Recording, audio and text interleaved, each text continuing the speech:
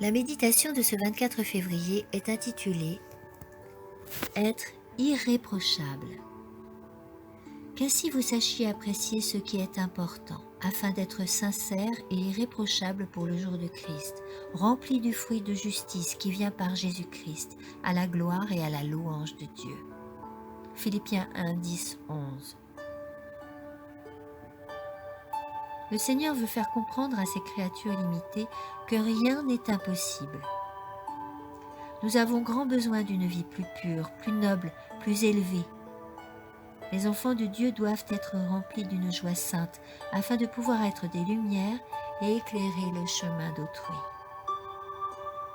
Lorsqu'une âme est unie au Christ, elle bénéficie d'une puissance, d'une paix et d'une joie incomparables. La splendeur divine est révélée à ceux qui communient avec celui qui est la source de toute puissance. Nous savons bien peu de choses de la paix, du bonheur et de la joie du ciel. Nous avons besoin de faire preuve d'une plus grande efficacité. Nous devons recevoir l'eau de la vie que nous propose le Christ, afin de devenir des puits destinés à rafraîchir tous ceux qui entrent dans notre sphère d'influence. Lors de notre baptême, nous nous engageons à rompre tout lien avec Satan et ses agents et à consacrer notre cœur, notre esprit et notre âme à œuvrer pour le royaume de Dieu.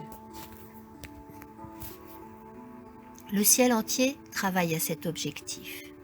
Le Père, le Fils et le Saint-Esprit désirent œuvrer avec les êtres humains sanctifiés.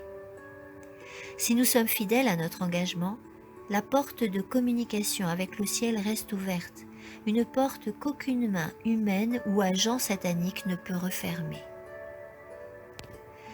Par la grâce et la puissance du Christ, la perfection morale et spirituelle est promise à tous ceux qui croient. Nous sommes sans cesse invités à réclamer l'assistance du Christ. Il est le modèle que nous devons suivre pour bâtir notre caractère. Il réclame de nous des actes et non des paroles. Il nous dit « Que votre lumière brille ainsi devant les hommes, afin qu'ils voient vos œuvres bonnes et glorifient votre Père qui est dans les cieux. » Matthieu 5, 16. Le Christ est la source de la lumière, la fontaine de vie.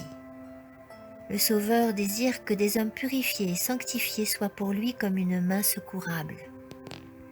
Il nous invite à nous approcher du trône de Dieu et nous inspire la prière que nous pouvons lui adresser. Quand nous donnons tout son sens à cette prière, nous pouvons vivre une relation étroite avec le Christ. Nous bénéficions à chaque instant de sa force. Pour nous, il met en action toutes les puissantes forces du ciel. Amen.